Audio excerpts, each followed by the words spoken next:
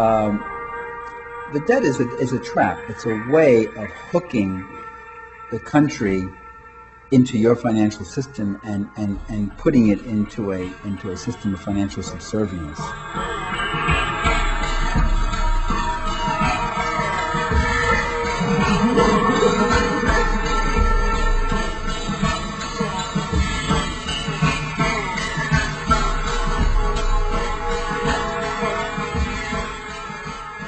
Once I get your country hooked on the debt,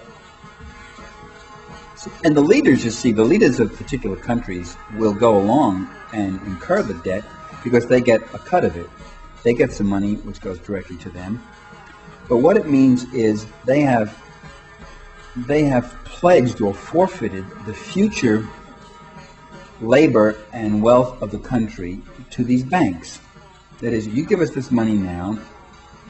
Generally, the money is spent on such things as building up an infrastructure for the big investors. We use the money to build airports, big office buildings, and like. So I'm lending you money, but you're using it actually to build an infrastructure to facilitate my investments.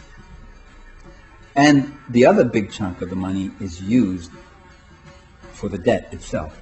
In other words, I lend you money so you pay me back, and you just deeper and deeper into debt.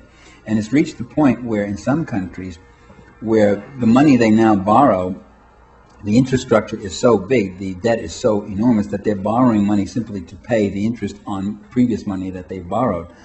So the country has, in effect, lost its national sovereignty. It's lost its ability to do troublesome things, which some third world countries were doing, like setting up tariff protections against foreign investment so they could build up their own computer systems like Brazil was trying to do, or their own industrialization as India was trying to do, or something.